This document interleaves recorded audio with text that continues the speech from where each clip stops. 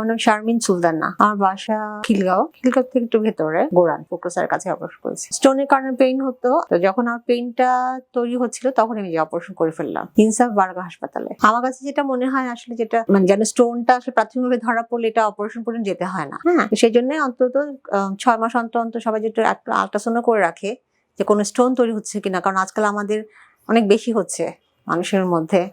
তো তখন সে আগে থেকে সে সব মানে ট্রিটমেন্ট করলে তার অপারেশন পর্যন্ত যেতে হয় না, কারণ অপারেশনটা আসলেও কিন্তু খুব একটা জিনিস না।